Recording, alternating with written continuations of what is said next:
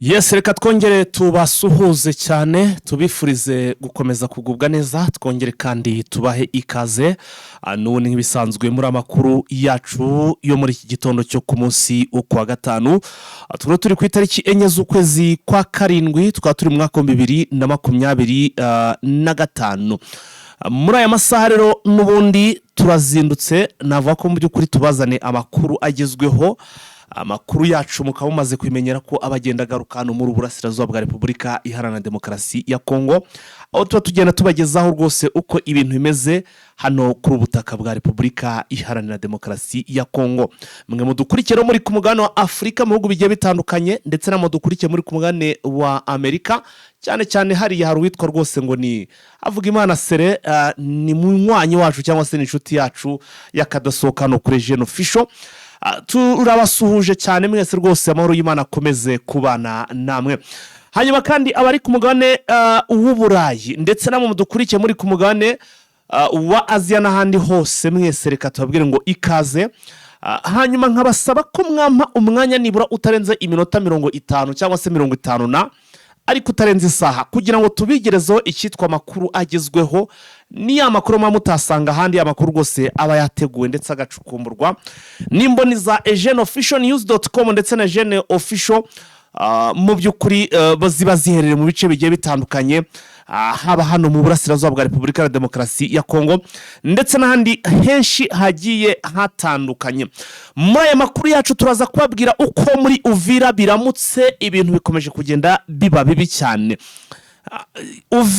Uvira turaza kwigarukaho, gusa ubona ko abantu benshi bamaze kubona ko Uvira mu by'ukuri byabuze igisobanuro, kuko mu by'ukuri bitewe nuko ubona ko hari ahantu impande zombi zariteguye bihagije. Ariko noneho muri iki gitondo tukaba tubazaniye amakuru mashya hano kuri Uvira. Turaza gusimbukira no muri teritwari ya Rubero. Hano muri teritwari ya Rubero ubu tuvugana igisirikare cya Uganda UPDF ifatanyije na FARDC n'ubundi baramukiye mu birwano. Ni bitero bikomeye cyane bagabye n'ubundi ku cyitwa ngo ni Wazalendo. Hari agasozi rukari karimo ibiniro bya Wazalendo ubu tuvugana, bakaba amakuru yo kutugeraho ko rwose ngo bakagize umuyonga. Hanyuma andi makuru avuga kuri UPDF rona turaje tuyagaruka nuko mu by'ukuri bisutse cyane, benshi cyane bamaze kwinjira cyose kugenda binjira hano muri Burasirazuba bwa Repubulika ya Demokarasi ya Kongo. Nibindi byinshi turaza kugenda tubigaruka. Turaza kugaruka kuri press conference yabaye ku munsi w'ejo, tuze kubabwira cyangwa se tuze kubagezaho amwe mu magambo akakaye cyane yaranze iyi press conference. Twavuga ko kuri kote ya M23 batangaje cyangwa se bavuze amagambo akomeye, bavuze ku bijyanye n'amasezerano mu by'ukuri mu biganiro byabo bari kugirana n'ubutegetsi bw'Kinshasa i Doha. Turabigarukaho. Hanyuma turaza kuba turi kumwe n'umusesenguzi n'ubundi Vincent cyangwa se mwenyewe Vincent, ndetse kandi nibiza kudushobokera turaza kuba turi kumwe na Macacari, nubwo amakuru rwose mu kanya gato mpamagambira ati nimo nderekera ku mirongo y'urugamba, ariko nibiza gukunda tukamufatisha birumvikana nawe turaza kuba tubana nawe muri iki kiganiro. Ni ikiganiro ngusaba niba ugeze kuri umuyoboro ari ubwa mbere guhita unkandira kuri subscribe cyangwa se kuri sabone, kugira ngo inkuru zacu zicyagera uzajye uzibona mu bimbere. Hanyuma ariko ku rundi ruhande ngasaba mwe mwabikoze kugira ngo mu by'ukuri namwe mukande kuri like ndetse munasharinge cyangwa se musangiza abandi inkuru, ibintu bikomeze kugenda bigenda neza. Tudatinze rero nta mwanya dufite wo gutinda, reka duhere hano muri Uvira. Nkuko amakuru rwose yacu murabizi ko tuba dukogomba guhera mu majyepfo tuzamuka twerekeza mu majyaruguru cyangwa se muri Kivu y'amajyaruguru. Namakuru atugezeho nonaha rwose nta n'iminota irashira ngo mu gitondo cya kare mu by'ukuri abamotsi bahariya muri biriya bice rwose ngo bazindutse kare, bakoma ibidomoro cyangwa se bahwitura bakangurira abaturage kuzinduka, bazindukira mu nama yabereye hano muri teritwari ya Uvira cyangwa se hano muri centre ya Uvira. Iyi nama rero bikavuga ko wari yateranyijwe n'ibihangage bibiri, ariko bya bihangage aho ibihangage byabuze, kuko ubuhangage bwabo nta bundi butari kugira nabi abaturage nk'uko bagenda bitangaza. Bakubwira ko uwitwa generali Yakutumba, uyu akaba afite wazalendo ya Yakutumba hariya, cyangwa se icyitwa umutwe witwaje intwaro witwa ngo ni Yakutumba, yitwa Yamuri Yakutumba, ndetse n'utwa generali Foka Mike.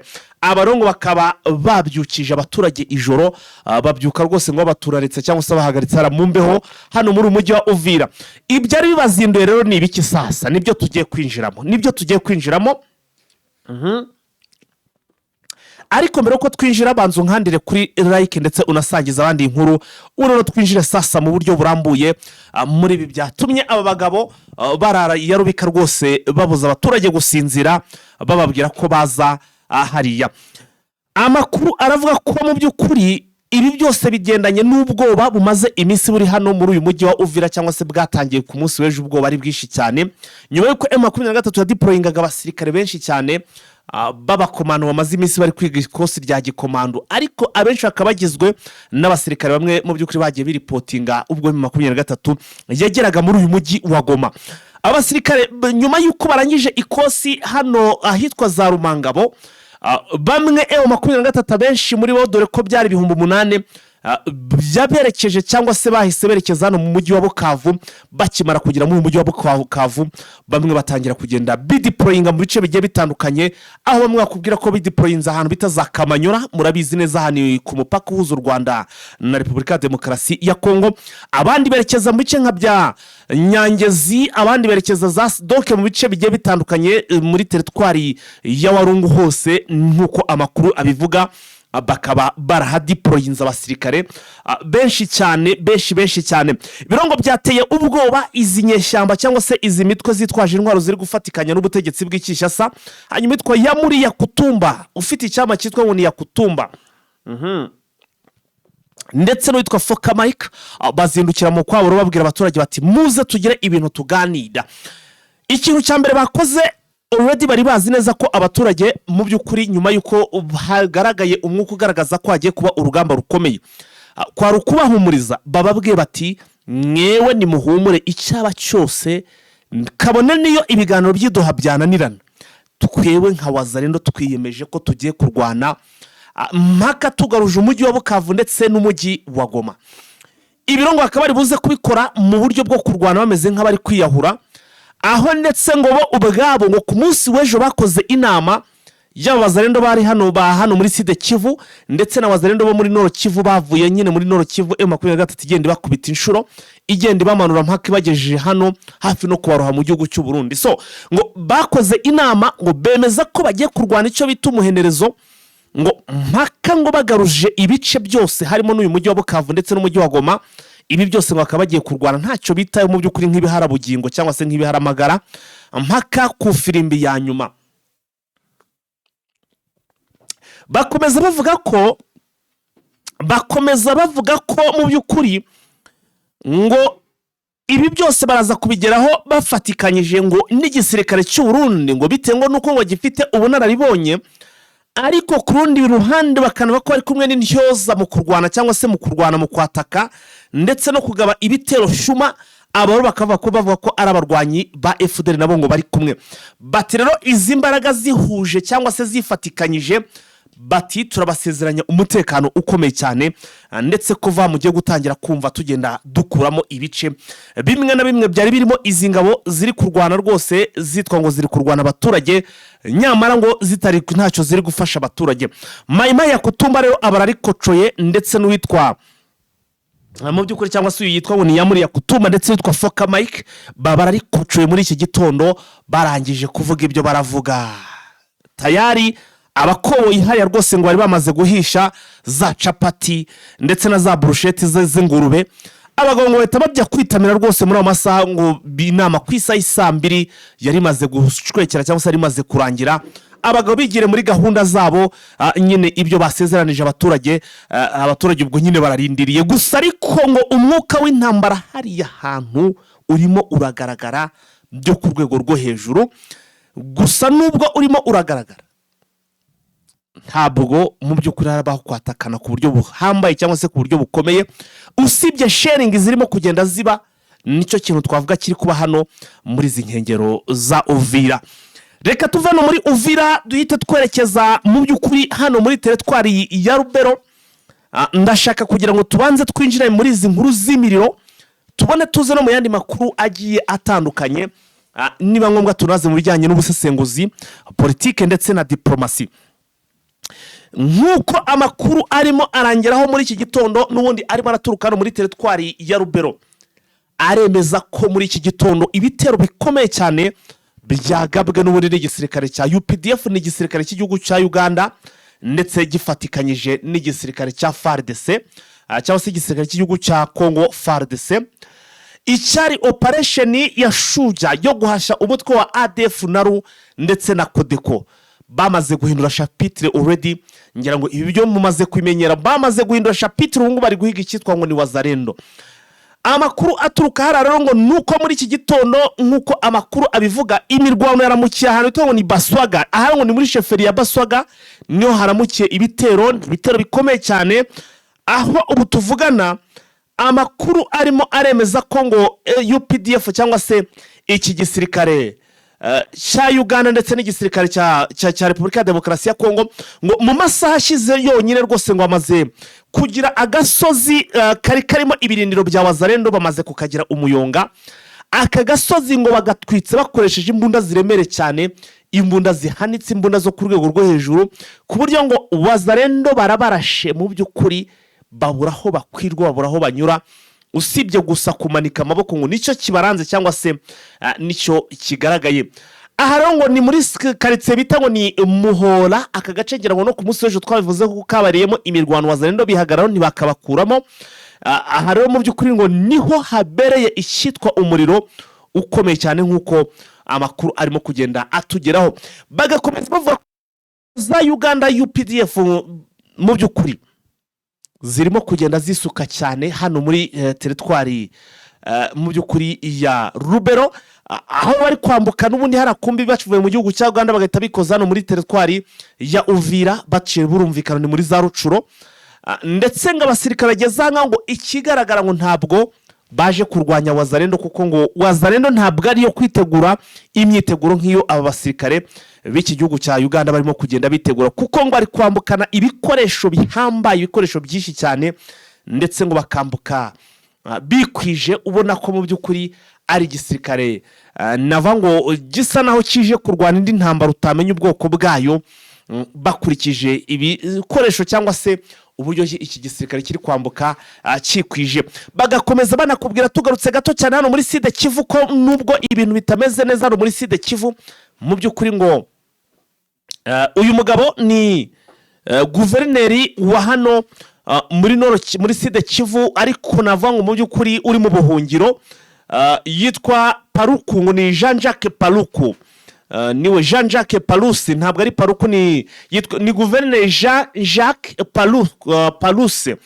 Uyu mugabo ngo yabyutse abwira Wazalendo ko ngo bagomba gutanga imibare yabo uko bangana, hari uko bangana doke imibare yabo, ngo bakibarura none ngo bakamuha liste y'Abazalendo bari hano muri Sud Kivu.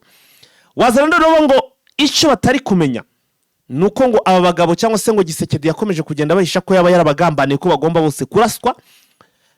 Uyu mugabo ngo bakamaze iminsi rwose bafitanye ikibazo na Wazalendo, kuko ngo ubu tuvana ngo Parusi ngarinzwe na FARDC cyangwa se igisirikare cya Repubulika ya Demokarasi ya Kongo. Wazalendo ngo bitewe nuko ngo ziri kumuhigisha uruhindo, rero abyutsa bakubita nimuzane imibare yanyu yuzuye, noneho turebe mu by'ukuri uko mungana, tumenye icyo gukora mu by'ukuri nk'uko barimo kugenda babigaragaza. Gusa ariko ntabwo aramenyekana impamvu mu by'ukuri Jean-Jacques Palus yifuje kumenya imibare y'aba Bazalendo bari hano muri Sud Kivu. Byose turaza kugenda tubimenya, ariko ni ikimenyetso harwo kirimo kugenda muri byemenyetso biri kugaragaza ko hari imyiteguro y'urugamba irarimbanije. Gusa nongera mbibutse ko hano muri Sud Kivu igisirikare cy'u Burundi FDNB cyagaragaje ko mu by'ukuri kurwana kiri kumwe na Wazalendo ari imbogamizi zikomeye cyane, aho cyagiye kivuga ko Wazalendo n'ubundi bo bajya mu kubigendanye no gusahura, ndetse ngo niyo bagerageje kumenya amakuru y'ubutasi cyangwa se amakuru ashobora kuba bakwifashisha ku rugamba, Wazalendo ngo niyo baba bambere mu gutamburiza cyangwa se mu gutanga aya makuru akagera ku mwanzi hakiri kare. So ubwo rero birashoboka ko aha naho icyitwa Wazalendo bagiye kugihigisha uruhindu, nkuko biri kugenda rwose bigenda rwose abasesenguzi babisesengura bagiye batandukanye.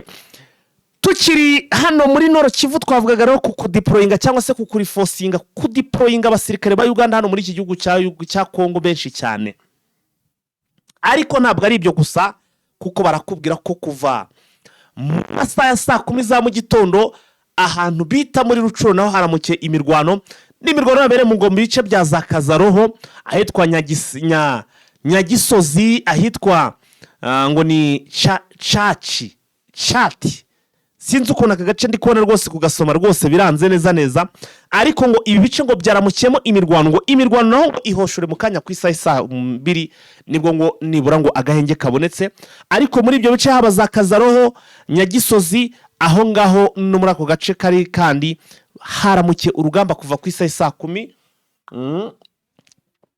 Bikavaro ko ari urugamba rubundi mu by'ukuri rurangiye ku saa 2, aho M23 yari yagabye ibitero bikomeye cyane kuri zinyeshamba ziri kurwana ku butegetsi bw'Kinshasa. Ariko muri bice zikaba zigizwe na FDLR, kuko kugira ngo n'umusirikare wa FARDC hari yabiragoye. Abenshi rero bahindutse abasivile, abandi bagiye bahunga berekeza muri za Warikare, abandi bari muri za Sud Kivu, donc bagiye begeraho bashobora kuba babona uko bacika igihe in case haramutse habaye ikintu gikomeye cyane cyo kuba bahigwa. FDLR nibuzo zikirwana hariya, ndetse na Wazalendo zirimo iyitwa za CMC, zandaruhutse Domi, ndetse n'abasirikare bambitezi cyangwa se n'umutwe wambitezi nibo hariya bakomeje kugenda bagaba ibitero. Ariko M23 no ikaba yarahagurukiye kuvuga ko igomba kugira ute, igomba kubakoramo umusiri, igomba kubasaka byo ku rwego rwo hejuru. Ntabwo ari gusaramuke imirwano, kuko barakubwira ko n'ubundi ahantu hitwa muri za Warikare naho urugamba rwaramutse, ahantu bitaza Ikobo mu gace bita ngo ni Iremya. Wazalendo ngo naho baramukiye mu mirwano ikomeye cyane. Ubwo ndimo ndagenda mbaha update ubwo mu masaha make ari imbere turi buze gushakisha amacacari, kuko niyo arimo arerekeza kujya gutegura aya makuru cyangwa se kujya kubikurikirana. Ariko ahantu bita ngo ni Iremya hari imirwano iramutse ikomeye cyane, hano ni muri teritwari ya Warikare. Indi mirwano ikaba iri mu gace bita ngo ni Buhimba, aha ni muri teritwari n'ubundi ya Warikare, aho Wazalendo yatwitse amazu menshi y'abaturage, nkuko amakuru arimo kugenda abigaragaza hano muri aka gace kitwa ni Buhimba. Wazalendo yatwitse amazu y'abaturage. Amakuru ni menshi cyane nkuko rwose biri kugenda bigaragara, ariko munyemerere mu by'ukuri mw'abantu mwe andi makuru tuyamanukane mu buryo bukomeye cyane na Vincent, tumwakira ku murongo wa telefone twinjire muri byinshi bigiye bitandukanye nyuma y'izi update cyangwa se yaya makuru y'ibigendanye no ku mirongo y'imbere ku rugamba.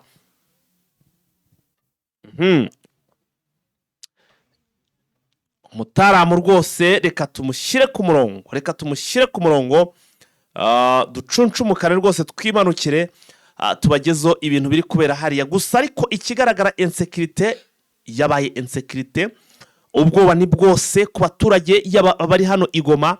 Buri munsi ariko hari kuba icyitwa urugomo, nk'ejo hiru cyitwa couvre-feu iteye ubwoba hari hafi na za Gituku.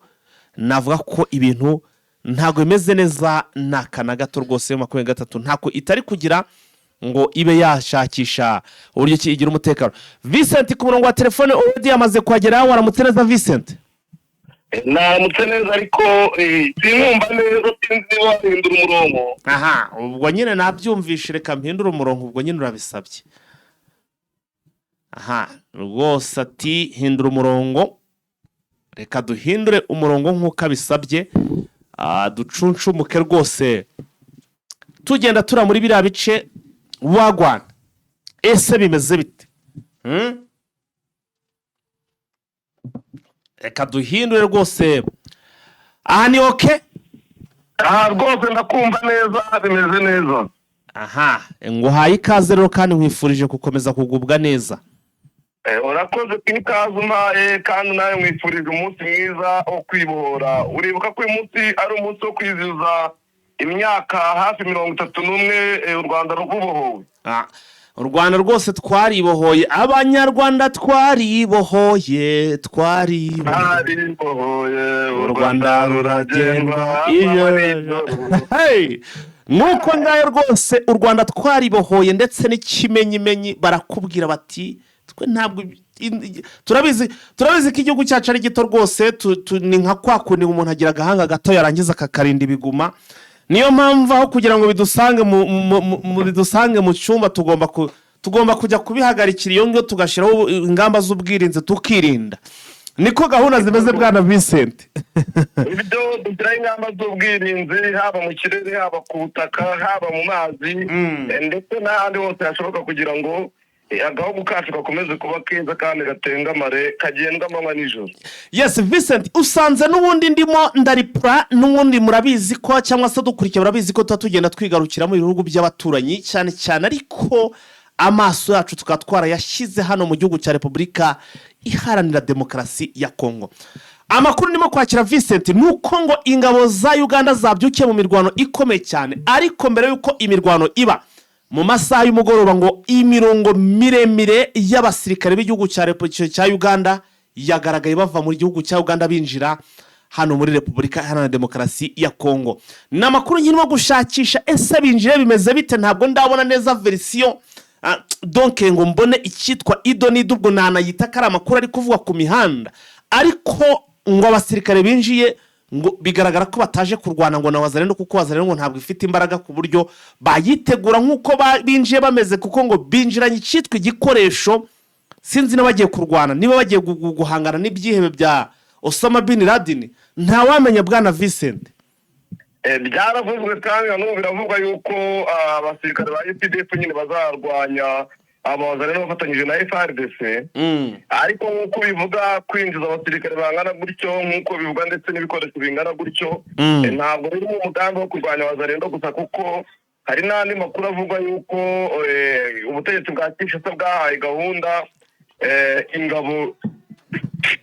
ingabo za UPDF yuko zaza gucunga umutekano mu gace ka Beni ndetse na Ituri, kugira ngo umutwe M23 utazahagera. Yego, ibyo nabyo byaravuzwe rero, bishobora kuba biri mu murongo kugira ngo baze gukumira ingabo z'umutwe wa M23 zitazafata ibyo bice, kuko biragaragara yuko buri ruhande rwose rufite imyiteguro yo kugira ngo rugeraho rutari ruri, yaba M23 yagure ibirindiro, yaba FARDC yagure aho iri ijya mu bice M23 yabatse. Birashoboka yuko rero baba baje mu ngibyo byavuzwe.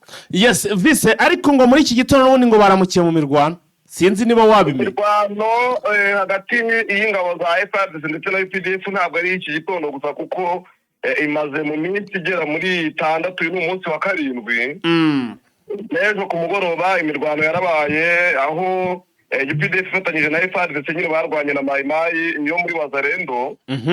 Uretse ko Wazalendo igizwe n'ibice byinshi by'abaturage barimo abitwaje intwaro gakondo, abitwaje intwaro za kizungu, imitwe yitwaje intwaro y'amahanga harimo FPR ndetse n'indi itandukanye. Barwanye rero ejo guhera ku mugoroba kugera muri iki gitondo, ariko duhereye ejo ku mugoroba ni imirwano yatangiriye aho bita muri lokalite ya Muhora.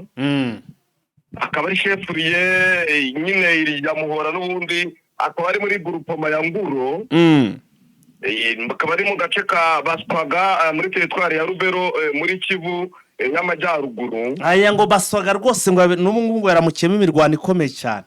Yanyaruye yongeye n'ubundi kuzindukiramo imirwano ikomeye, kubera yuko aka gace ka Muhora nk'uko dukunda kubibabwira ni agace kanini, lokalite nini yose yarishwe n'abarwanyi bo mu mutwe wa Mai Mai, ariko bakanagira ibirindiro bikomeye cyane ku gasozi bita Muhora. Yego, UPDF ifatanyije na FARDC bakoze amaoperasiyo atandukanye mu minsi igera muri 5, banakoze ku munsi, bakomeje ku munsi w'ejo wa 6 no ku munsi wa none wuzuye umunsi wa 7. Yego, aho bashakaga ko bakura abarwanyi bose ba Mai Mai kwa no musozi wa Muhora, ariko bakaba barabishoboye mu gace gatoya.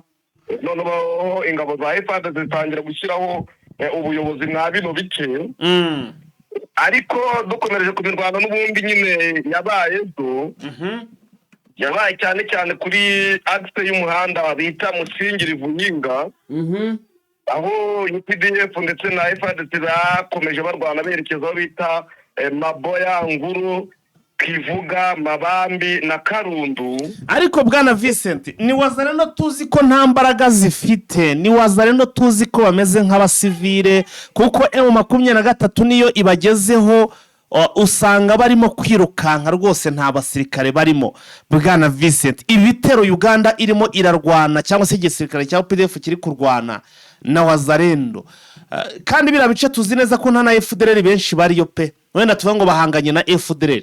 Ibitero urabivugaho iki nk'umuntu w'umusesenguzi ubikurikiranira hafi? Ibitero urabibona mu yeshusho? Wazalendo ziri mu gace ntabwo ari mayimayi gusa, kubera ariko byagiye binagaragara ko harimo indi mitwe yitwaje intwaro y'amahanga ifatanyije n'aba bamayimayi, kuko havuzwemo na ADF yo kwifasha mayimayi, ariko havugwamo n'abasirikare bo muri FARDC nabo bafite inyungu mu bucukuzi bw'amabuye y'agaciro ari muri kano gace. Biravugwa yuko rero n'ubundi aba barwanyi bashobora kuba bifatikanyije na mayimayi. Ariko hari n'andi makuru yaje kugaragara nyuma y'uko abaturage bahungiye nyine mu bice bya Butembo, bagahungira hitwa Muhangi, Rutembe na Busamba. Yavuzwe yuko ingabo za UPDF zifasha iyi mitwe yitwaje intwaro ya Thomas Rubanga ndetse na Innocent Kayina. Bishoboka yuko rero n'ubundi nk'uko raporo za UN zabigaragaje ko Uganda ariyo ifasha abo barwanyi bo muri uyu mutwe witwa Zaire wa Thomas Rubanga ndetse n'undi mutwe witwa CRP wa Innocent Kayina. Ariko rero iki gihugu cya Kongo ubanza ari igihugu kigiye kuzajya gicangirwamo imikarita bwana Vincent. None se kandi rero ko ingabo zaba zije gufasha iyi mitwe nk'uko byavuzwe. Urabizi yuko imitwe imwe muri iyi ngiyi yavuzwe yuko ije kurwanya M23, indi ikavuga yuko ije kurwanya ubutegetsi bwa Kinshasa, ariko nayo abantu bakayishidikanya bakavuga bati nk'uyu Thomas Rubanga yari amaze imyaka irenga 10 afunze, atashye araza avugana neza n'ubutegetsi bwa Kinshasa. Birashoboka yuko yaba ari iturufu Kinshasa yakoresheje. Uyu Innocent Kayina ntabwo avuga rumwe n'abo muri M23. Turabizi yuko yahunze nyuma yuko ashwanye na Sultani Makenga. Yego. Kandi wareba inyungu Uganda iri gushaka gukura muri Repubulika ya Demokarasi ya Kongo cyane cyane mwa kano gace k'uburasirazuba, ukabona yuko Uganda ikeneye turi kugira ngo ikontorore n'ibice byose bihana imbibi na Repubulika ya Uganda. Ariko itakontorora ibigiye n'inama na Kisekedi kugira ngo amurwanyirize M23 ntibashe kuva mwa bino bice yafashe ndwe yagera muri turi komeza za Tigitiro za Kisangani. Ibi nabyo rero birashoboka kubera yuko nta makuru burya apfa kuvugwa adafite inkomoko. Nta nduri vugira ubusa. Nta nduri vugira ubusa niko ubundi abanyarwanda bakunda kuvuga. Niyo mpamvu rero wanabona aricyo cyateye gutuma abo basirikare benshi ba Uganda baza mwa kano gace. Na cyane ko chef d'etat major generali witwa Lieutenant General Banza Mwirambwe yaje wa Repubulika ya Demokarasi ya Kongo, yaje Kisangani mu kazi ngo kugira ngo arebe uburyo barwanya M23 mu buryo bugezweho. Yego. Ahaje n'ubundi nyuma yo kubonana na Muhozi Kinshasa. Bikahita binakubitana yuko UPDF yaje ari nyinshi mwa bino bice. Ni uburyo bwo kugira ngo rero nk'uko M23 yavuze ngo Kisangani n'abategurirwa urugamba. Yego. Kugira ngo urugamba rwo gutegurirwa Kisangani barufatikanye na UPDF kurutegurira muri za Ituri. Yego. Noneho igihe M23 yabibatatse babashe kuyikubita bayibereye mu bice byose ingabo za Uganda zirimo. Banajyafitemo n'ingabo za Repubulika ya Demokarasi ya Kongo ziri mwa bino bice bya Kisangani ndetse na za Tingitingi. Ntabwo biri buze kororeka, dukomeza tubikurikirane bwana Vincent. Turakomeza kubikurikiranira hafi tubigeza ku bakunzi bacu. None service wamenye ko Wazalendo bagize gutya ko bari kutuma mu by'ukuri UPDF na FARDC bagira urwitwazo rwo kubahiga cyangwa se kubaha impamvu zo gutuma bahiga, ngo batwitsa amazu menshi y'abaturage n'ubundi hano muri Warekare bwana Vincent. Ariko Wazalendo mana yanjye nabibonye nabyo baravuga bati imirwano ishyamiranye bya FM23 nyine bakabyitirira yuko ariyo mpamvu aya mazu yatwitswe. yego kuko amazu yatwitswe mu mudugudu bita Buhimba muri lokalite bita Banamurema muri groupement bita Kisimba muri teritwari nyine ya Warikare muri Kivu y'amajyaruguru. Ni intambara yabaye cyane cyane ku cyumweru, ariko M23 ibasha kuba isubira inyuma gatoya kugira ngo irebe icyo Wazalendo yitwaje. M23 yasubiraga inyuma rero mwakano muno mudugudu bita Buhimba. Abarwanyi ba Wazalendo bahise bakumeka amazu yari mwakano gace barayatwika. cyane cyane urabizi ko umusozi bita Kasopo, aho bita Karonga, Maruho ndetse na Kitembere, hari hamaze igihe cyane imirwano ikomeye hagati ya Wazalendo ndetse n'abarwanyi ba M23.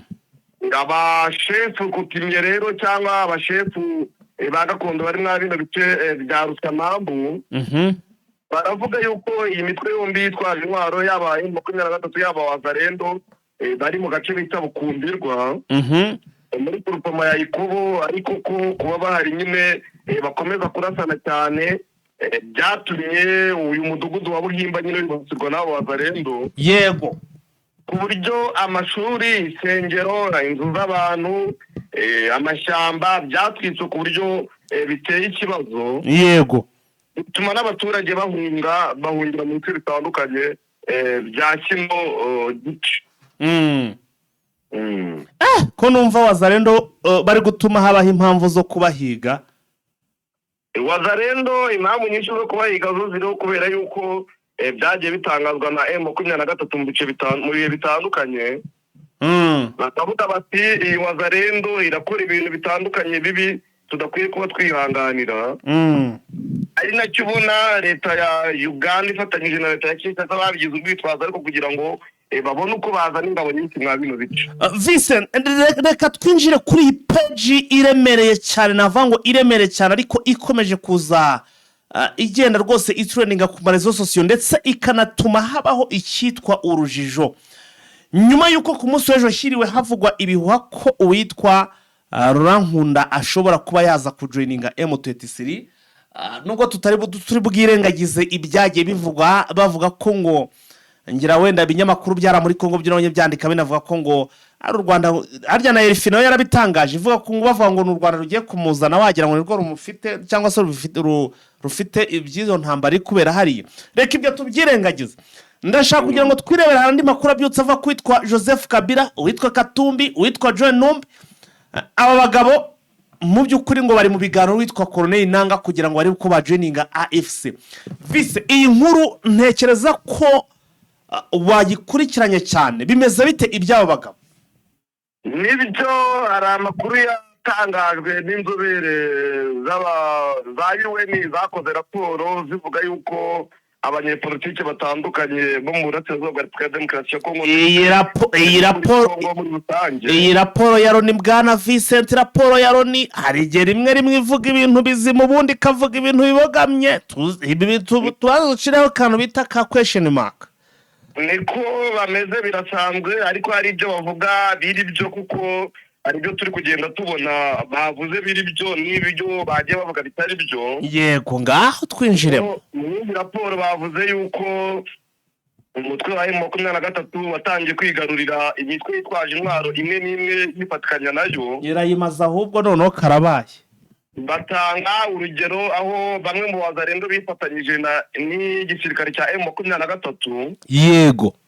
Kandi bino bavuze ntabwo ari ibinyoma, nibyo kandi twagiye tubona amatangazo y'imitwe yitwaje intwaro, tukabona itangazo ryarahurikanye rivuga ati Abazalendo bishyikirije M23 baje kwifatikanya nabo.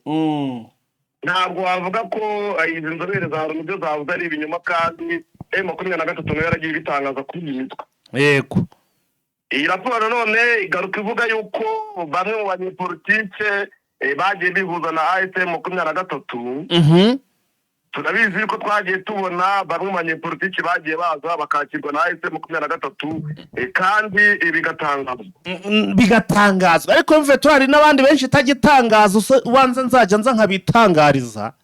hari n'abandi tavuga icyo bavuze gikomeye muri raporo bavuze bati perezida Joseph Kabila perezida w'ishyaka TPRD nyine akaba yarabaye na perezida wa Repubulika Demokarasi ya Kongo mu gihe kingana n'imyaka 18 ati ari mu biganiro na AFM 23 kugira ngo ajoyininge iri huriro. Yego baravuga bati ibiganiro yagiye abikorana na Corneille Nangaa bitandukanye, babikoraniye icyo bavuga ngo Kampala, bakongera kuvuga ngo babikoraniye Kigali, ariko byo ibya Kigali kubyizera washyiraho akabazo kuko ntabwo twumva ko Joseph Kabila cyangwa Nangaa bageze Kigali. Ni ibyo bivugiramo nk'uko basanzwe n'ubundi babigaragaza ko babogama kenshi. Yego bavuga yuko rero bahuye na Joseph Kabila baraganira, ariko bagamije kugira ngo Joseph Kabila ajye muri AFM 23. None se ubundi icyamuzanye hano muri Kivu y'Amajyaruguru mu mujyi wa Goma ni kebura ntiburize kurangira ajoyininze? Ibyo biragaragara kubera yuko we nawe Joseph Kabila ubwo yarabyitangarije, Corneille Nangaa yarabyitangarije yuko bahuye. Kandi urabizi yuko agiye kumara hafi amezi 2 mu burasirazuba bwa Repubulika Demokarasi ya Kongo mu gice gikontororwa n'abo barwanyi ba M23 kandi bose bahuriye mu ihuriro rya AFC 23. Ikibazo ngira Vincent niki ese yajya muri AFC murindi shaka kandi nawe afite ishaka? Nicyo kibazo cyonyine mfite. AFC ni ihuriro ry'amashyaka. Yego ni amashyaka menshi yihuje, ariko koko desi ntabwo AFC ari ishyaka ahubwo twakita nka platform ya politiki. Ni nka kimwe bita ngo niramuka. Ni ihuriro ni ihuriro ririmo imitwe ya politiki myinshi itandukanye, irimo abanyepolitiki batandukanye, ikagira ndetse n'imitwe ya gisirikare itandukanye kuko harimo M23 hakabamo na twirwano yo muri NRD.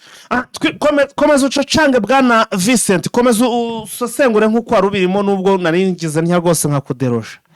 Ahangaha rero na Moise Katumbi biravugwa yuko nawe ashobora kuba yaragiranye ibiganiro na Corneille Nangaa. Harya Katumbi aracyari mu buhungiro? Katumbi aracyari mu buhungiro nyuma yuko aturongerwe n'ikisukiro. Nyuma yuko akoresheje ibyangombwa byo mu kindi gihugu. Passport barayimwimye, ashaka uburyo agenda aragenda. Bivuga yuko ashobora kuba ari muri Zambia, bikavuga yuko ashobora kuba ari ku mugabane w'Uburayi. Ntabwo aho ari tuhazi neza, ariko biravugwa yuko ari hanze ya Repubulika Demokarasi ya Kongo. Uyu mugabo Disi arazwi cyane kubera ekipe bita Tupisa Mazembe Engreberi. Iyo uvuze iyo kipe tutekereza first of all witwa Moise Katumbi Chapwe. Mugwiza tunga. Yakoze ibikorwa bikomeye muri Repubulika Demokarasi ya Kongo, niyo mpamvu nyine amenyekana. Ibi rero bikavugwa yuko Moise Katumbi na Corneille Nangaa bahuriye mu bice bitandukanye, yaba Repubulika Demokarasi ya Kongo, yaba guhurira muri Uganda ndetse na Kigali nk'uko babivuze. Yego ati n'ubundi nta kintu kigamijwe ari ukugira ngo bagirane ibiganiro byo kujya muri AFM 23. Akagaruka ku wundi bita wahoze ari umusirikare ukomeye akaba n'umuyobozi wa polisi ya Repubulika Demokarasi ya Kongo, akaba yarashinzwe ndetse no kugenzura ingabo za Repubulika Demokarasi ya Kongo, nta wundi ni John Numbi. Yego bikavuga yuko nawe yaganiriye mu bihe bitandukanye na AFM 23 binyuze kuri Corneille Nangaa kugira ngo nawe yinjire mu ihuriro bafatikanye kurwanya ubutegetsi bwa Kinshasa.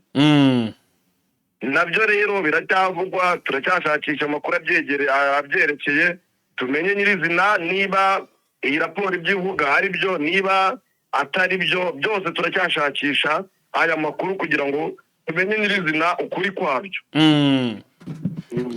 Hanyuma bwana Vincent, reka tuve kuri iyi nkuru dite twimanukira ku yindi nkuru mbona iremereye cyane. Witwa Muzika Rugaba rwose yikoze mu mitana ngo yibwira abatanazi. Ikintu gitangaje ngo hari disikuru cyangwa se amagambo akomeye cyane agize atya rwose ategurira abaturage cyangwa se abanyarwanda muri rusange kuri uyu munsi ariya no kwibohora n'ubwigenge. No kwibohora umunsi wari ku itariki ya mbere. Ndagira ngo aya magambo tubanze tuyagarukeho, niba rwose kopi uyicaranya imbere yawe ndagira ngo twinjire muri aya magambo uyu mugabo amaze kugeza ku banyarwanda mu buryo burambuye. nibyo kopi y'amagambo Muzike Rugaba yanditse ndayifite, yanditse mu kinyarwanda cyiza cyane. Wanyemerera nkayasoma noneho tukabona kuyavugaho maze kuyasoma. ndagira ngo uyakubita dukubita tubangura kuko ndashaka kugira ngo tugaruke kuri press conference y'ejo bwana Vincent. Yagize ati inshuti zanjye mu Rwanda mbifurije kwibohora 31 nziza. Ati rwose kumbifurije kwibohora ku munsi w'inshura 31 nziza. Yego turibuka intwari zahagaritse jenoside. Ati turibuka rwose intwari zahagaritse jenoside mu mwaka w'1994. Yes bwana Vincent. Zigarura icyizere n'iterambere. Ati zituma kugeza amasaha rwose u Rwanda rutengamaye rumeze neza. Fighter rwose ari kuri mikoro arimo aravuga atekanye nta kibazo, nawe urimo twumva aho uri rwose umeze neza nta kibazo n'iki na kimwe ufite. Yego ati Perezida Paul Kagame n'ingabo ze bakoze igikorwa cy'ubutwari uzahora yibuka. Ati rwose ati His Excellency Paul Kagame nabo bari bafatanyije mu by'ukuri harimo ba Fred Rwigema rwose bakoze uko bashoboye kugira ngo amagingo ngaya ibintu bimeze neza. Ati abo bose ati u Rwanda na Uganda. Ati u Rwanda rwose igihugu cy'u Rwanda igihugu cyiza cyane ndetse n'igihugu cya Uganda. Yego ati ni ibihugu by'amateka n'amaraso. Ati ni ibihugu by'ibituranye ndetse navuga ko rwose bifite amateka akomeye cyane ku buryo bukomeye cyane. Ati turamutse tuyasubiyemo ibintu byaba ibindi bwana Vincent. Yego ati twifuza amahoro arambye. Ati turifuza ko ibihugu bigira amahoro arambye ndetse ubuhahirane ndetse n'imikoranire bigakomeza bigasugira cyangwa se bikajya mbere. Ubucuti n'ubufatanye bwimbitse hagati y'abaturanyi bacu. Hakabaho kugenderana kumwe abanyarwanda bavuga rwose ko ifu ntibagara ubucuti ari akarenge. Ati bakagenderana n'ibindi byinshi cyane. Ndi kumwe namwe kuri uyu munsi w'amateka. Ati kuri uyu munsi nifuje kuba ndi kumwe namwe muri ibi birori byo kwizihiza uyu munsi bwana Vincent. Ati ariko nubwo ntahari reka ngire ijambo ntegure discours Eugene Official ndetse na Vincent baze kuyibagezaho.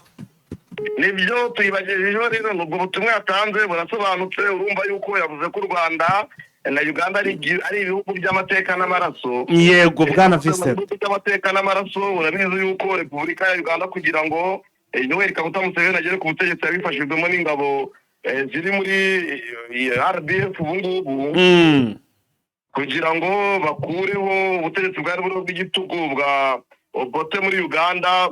Bamwe mu basirikare bari muri RDF ubungubu baramufashije kugira ngo u Rwanda ubungubu rube ruriho. Harimo uruhare rwa Uganda kubera mu mibanire ndetse n'amateka batangiye atandukanye. Yego uvuga yuko ari ibihugu rero by'amaraso. Uganda ituyemo abakomotse mu Rwanda, u Rwanda ituyemo mu Bugande, Uganda itugirana n'abanyarwanda, u Rwanda rushyingirana n'Abagande. Byinshi yavuga duhuriyeho hagati ya Repubulika ya Uganda ndetse na Repubulika y'u Rwanda. Yego bwana Vincent. Yes Vincent reka tusa naho tuva mu by'ukuri muri update turimo turagenda twerekeza mu by'ukuri muri press conference yabaye ku munsi w'ejo. Gusa ariko ngo harimo haragenda hagaragara mu by'ukuri ukuvuguruzanya cyangwa se ukutumvikana kuri amasezerano yasinyiwe hara muri Leta Zunze Ubumwe za Amerika hagati y'igihugu cy'u Rwanda ndetse na Repubulika ya Demokarasi ya Kongo. Tutibagiwe n'igihugu cya Leta Zunze Ubumwe za Amerika. Bimeze bite bwana Vincent muri ya makuru cyangwa se muri iyi nkuru? Harimo haraboneka amagambo yo kuvuguruzanya uburyo basobanura amasezerano yasinyiwe hagati ya Repubulika ya Demokarasi ya Kongo ndetse na Repubulika y'u Rwanda. Yego. Yego. Amasezerano yagizwemo uruhare na Leta Zunze Ubumwe za Amerika asinyirwa i Washington. Cyane cyane ariko aho bari kuvuguruzanya ku buryo bukomeye ni ibyerekeranye no gucyura ndetse no gusenya umutwe wa FDLR.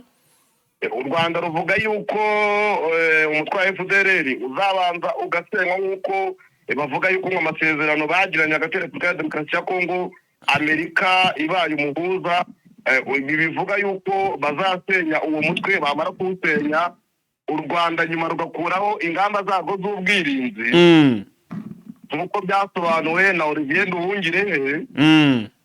Ariko twebwe ntabwo turabona nyirizina iyo kopito ibivugaho. Ibyo bavuga twebwe nibyo tubona, tukaba ari nabyo dutangaza. Repubulika Iharanira Demokarasi ya Kongo binyuze kuri Minisiteri y'Ububanyi n'Amahanga wabo ariwe Tereza Vatnakwaikwamba, wakavuga yuko aya masezerano avuga ko isenyero ry'umutwe wa FDLR no gucyura ingabo z'u Rwanda muri Repubulika ya Demokarasi ya Kongo bizakorerwa rimwe. Ariko urabizi u Rwanda rwo rukaba twebwe nta ngabo tuhafite, ingamba z'ubwirinzi ni ingamba z'ubwirinzi ziri ku mipaka yacu. Yego. Ariko Repubulika ya Demokarasi ya Kongo yo ikabivuga ukundi. Ibyo byose ababyumva bikadutera urujijo, tukareba tukibaza niba u Rwanda rwo ruvuga ukuri, Repubulika ya Demokarasi ya Kongo niyo ivuga ukuri. Abo baricara bongera bakora inama pe. Leta z'Ubumwe za Amerika rero ikoresheje umujyanama wa Perezida Donald Trump, Mossad Burros muri Afurika. Yego. We yavuze ngo gusenya umutwe wa FDLR no gusenya ingamba z'ubwirinzi z'u Rwanda ngo bizakorerwa rimwe. Byose bigomba kubera rimwe. Ngo bigomba kubera rimwe, ngo u Rwanda rugacyura ingabo zabo ziri ku butaka bwa Repubulika ya Demokarasi ya Kongo. Ibyo se kandi iyo dosiye batangiye kuyivangavanga bate bwana Vincent? Baza ingabo za Repubulika ya Demokarasi ya Kongo ko ziri ku butaka bwabo karabaye, bikaba byanganye na M23. Ibi by'u Rwanda babizanamo bate ko ari byo Kongo yakomeje ivuga ko u Rwanda igihe tuzi ko rwarigeze rujya muri Repubulika ya Demokarasi ya Kongo ari igihe barisezeranye hagati y'ubutegetsi bwa Kabila ndetse n'ubutegetsi bw'u Rwanda, bakabivugana muri umoja wetu na umoja tu kugira ngo bakore operato zo kwiga FDLR.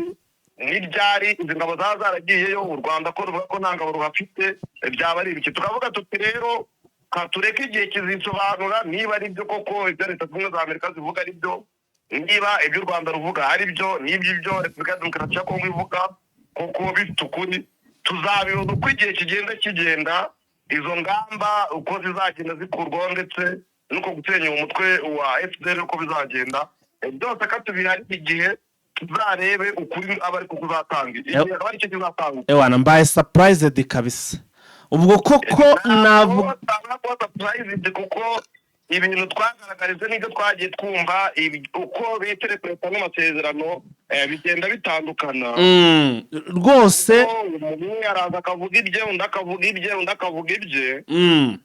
Haribazwa rero ukuri aho kuri, igitegerejwe n'uko tuzabona ukuri, tuzemezwa n'igihe. Ngo basinya ngo gukura ingabo za RDF muri Repubulika zivuye he, bigenze bite Vincent? Bakongera bakavuga bati u Rwanda rwasinye guhagarika intambara ya Repubulika ya Demokarasi ya Kongo, ati niba barabyemeye rero nuko bajirimo.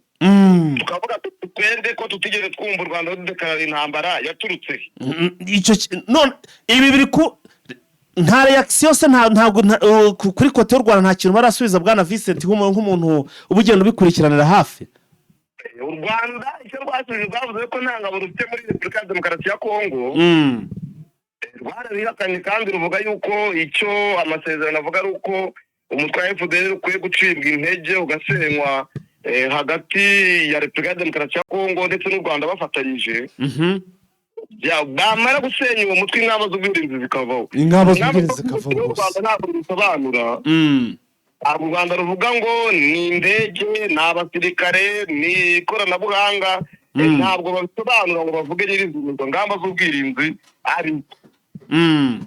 Ariko urumva ntabwo babyumva kimwe, ndetse n'abo basinye amasezerano, kuko Kongo iravuga ibyayo, u Rwanda ibyayo, na Amerika ibyayo. My friend, ndumva ibintu hari abikimeze nabi. Urumva ko interpretation y'amasezerano haracyari n'ibibazo, birasaba yuko tuzayashaka tukayasoma nyirizina tukamenya uko yanditse. Vincent, ndagira ngo twinjire mu nkuru iremereye cyane, ariko ku rundi ruhande nkabona igihe cyatubanye gito. Niba turi buvuge biki bindi tukabigarukaho mu yandi masaha ari imbere. ndagira ngo gato cyane mu minota isigaye dore ko mba nifuza ko nibura twatanga ikiganiro cy'iminota 50 itarenze wenda nka 60. ndagira ngo tugaruke muri press conference yabaye ku munsi w'ejo. ngira ngo ikintu kirimo kugenda kibabaza abantu benshi cyane bitwa ko bakunda ikiremwa muntu, ni amagambo atangajwe mu by'ukuri ku munsi w'ejo avuga ko indege yari ijyanye ibigomba kwifashishwa ku Banyamulenge birimo imiti bitewe n'uko ngo kwigezaho n'imodoka n'iki byose, kandi twagiye tubibona tubinabigaruka mu kiganiro ngo byagizwe gutyo ndege ngo iraswa na guverinema. nyamara guverinema nayo yari imaze iminsi itangaje ivuga ko iyo ndege twarebye dusanga ntabwo ari indege yo mu muryango utabogamiye kuri leta cyangwa se ya miryango bita ngo ni ONG. ndagira ngo aho ngaho hariho tunahera mbere kwenda tujya ku bijyanye na Doha. nibyo umuvugizi akaba na perezida wa MSP twirwaneho Professeur Dr Freddy Kaniki yavuze yuko mu by'ukuri ubutegetsi bwa Kinshasa bukomeza kubita amazina atandukanye aho bubita Abanyarwanda, aho buvuga yuko ari Abanyarwanda bateye Repubulika ya Demokarasi ya Kongo, rimwe na rimwe bakabita yuko ngo ari Abanyekongo bafashwa n'ubutegetsi bw'u Rwanda gutera Repubulika ya Demokarasi ya Kongo. aravuga ati batwita amazina atandukanye ariko igihe kizagera noneho batwita intwari, batwita ababohoye Repubulika ya Demokarasi ya Kongo. ati twebwe ntituzarangara. yego ubutegetsi bwa Kinshasa burimo buratushishikariza gukora intambara nabwo.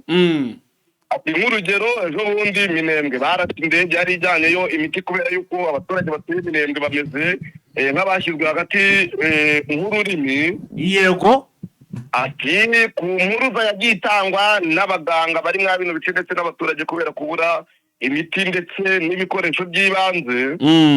ati nta gikoresho na kimwe cyo mu ruganda bafite kiva mu ruganda, yaba isabune yaba amavuta ndetse n'ibindi. ati ikintu bafite ubu ni ibiryo ariko nabyo bya bindi bihingi ni bya bindi bavuga ko bari kubirya. mperutse kugira ngo mbone Vincent ahantu ko bikomeye, hari umusirikare uherutse kujya kuri video cyangwa se kuri YouTube avuga ko bari kurya bitagira umunyu ariko ngo bari kubirya by'iwabo. nese mbona ko ibintu hari bitoroshye bwana Vincent, kuko mu minsi yashize uribuka ko hari imiryango itabogamiye kuri leta, ya miryango mpuzamahanga nyine bita mu ONG ngo iherutse kuvana imiti n'ibindi bikoresho hariya muri Uvira ibigejeje mu nzira ngo barabisahura barangije ngo barabigurisha.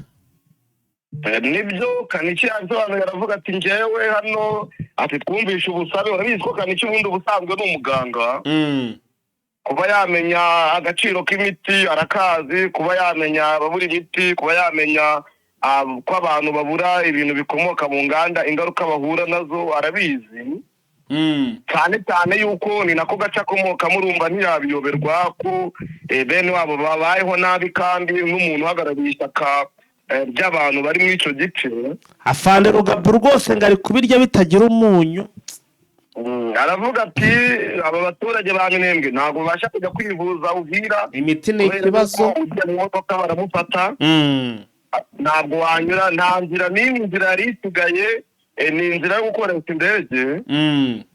rero hariya indege ijyanye imiti kugira ngo ayo mavuriro adafunga kuko ari hafi yo gufunga kuko abaganga barabivuga. usibye ko nyine ari ibyo bibazo bihari ko ngo banezerewe nuko bari usibye ibibazo by'imiti n'iki byose. igisirikare cya Kongo iyo ndege cyarayirashe. ibi ni ibikorwa bya kinyamaswa, ni ibyaha, ni ibikorwa bigize ibyaha by'intambara.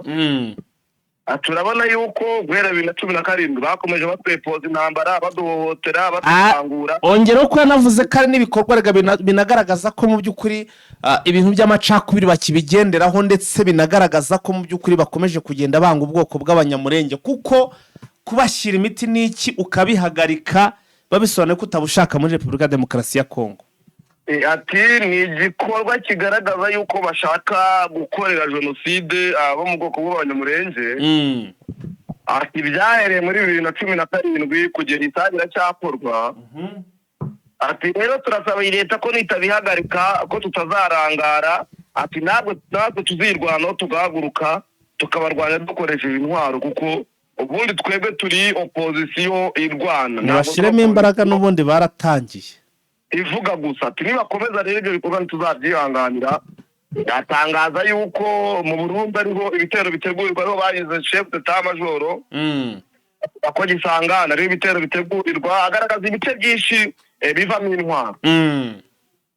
Sinzi niba twakomereza no ku bindi byatangazwa byerekeranye n'ibiganiro bya Doha cyangwa twaza kubijya mu makuru yacu ataha. Vise reka wenda twihe iminota itarenze 4 utangira uyibare isaha yawe uhita ushyiramo mu by'ukuri icyitwa time cyangwa se utangire uti time count ushiremo nyine igihe gitangire kigende kibara.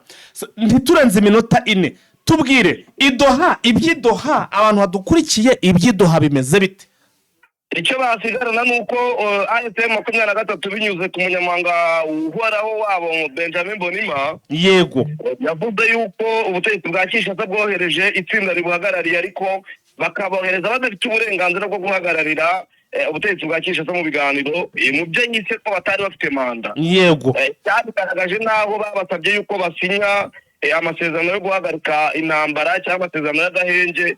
Izo ntumwa za Repubulika ya Demokarasi ya Kongo zikabyanga. Baravuga bati rero abangaba bigaragara ko ari abantu baje mu buryo bw'ubutemere bwo kwitangira kuganira no gutanga ibitekerezo ko bitaragira icyo bimara. Yego bigaragaza yuko ubutegetsi bwa Kinshasa budafite gahunda yo kwemera amahoro nk'uko tuyashaka. Yego nanone hari itegeko bateye mu nteko ishinga amategeko muri 2022 ribuza ibiganiro hagati ya AFM 23 ubutegetsi bwa Kinshasa. Ati cyose no tegeko ritarakurwaho ntabwo tuzasubira mu biganiro kuko ni ibigaragaza yuko ibiganiro twakora n'amasezerano twasinya atagira agaciro kubera yuko no gushinga amategeko yagaragaza nk'amasezerano atemewe n'amategeko kubera no tegeko. Ariko kurundi wenda bakavuga ati dusigaje kujya yindi nshuro ya 5. Bavuze bati kugira bazajya inshuro ya 5 ko bamaze kujya inshuro enye. Uko zino ngamba 8 berekanye bagomba kuzubahiriza. Ni ingamba 8 berekanye bavuga ngo ni ingamba zazana icyizere hagati ya AFM 23 ndetse n'ubutegetsi bwa Kinshasa.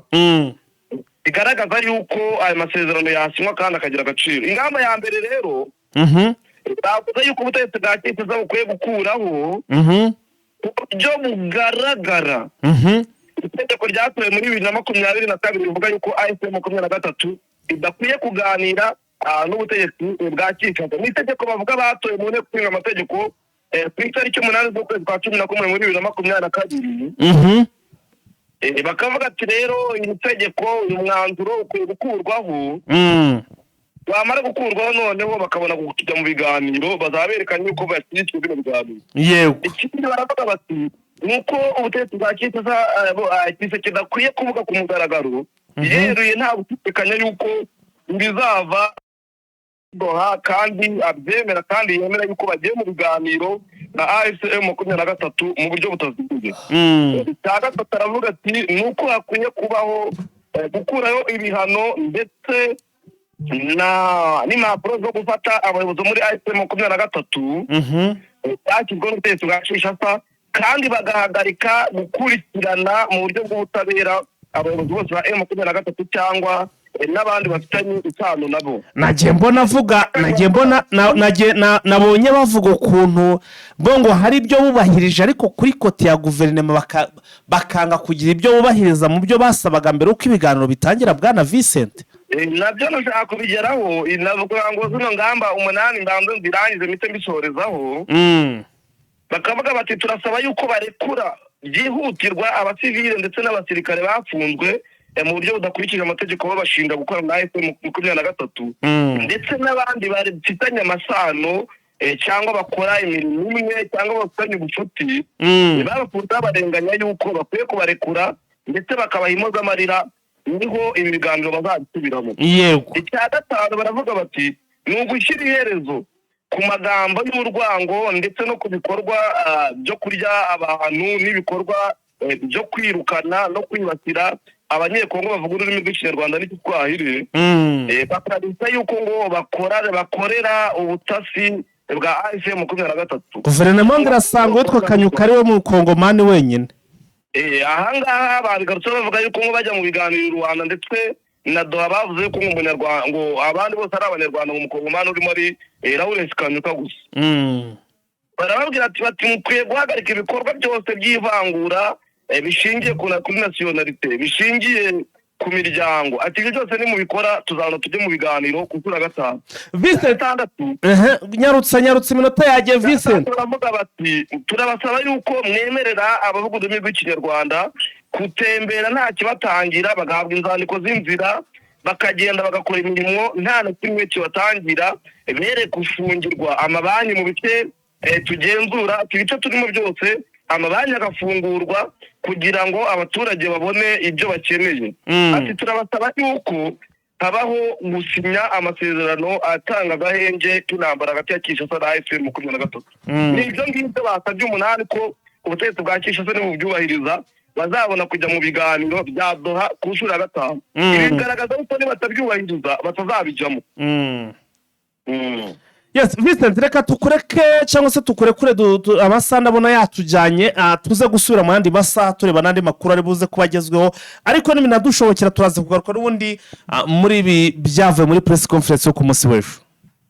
Turaza kubigarukaho tuvuga ibyo ASM 23 yigomwe kugira ngo bino biganiro bishoboka, ariko leta ya Kinshasa nigira ibyo yigomwe. Murakoze cyane Vincent. Ndagushimiye. Yes, bakunze Jeune Official rero mu by'ukuri reka duhinire hanga mu kubeza munogerwe n'ibiganiro byacu, barakubwira bati roho nzima itura mu mubiri muzima, nta mubiri muzima ubwo nyine na roho nzima nyine yaba ntayo.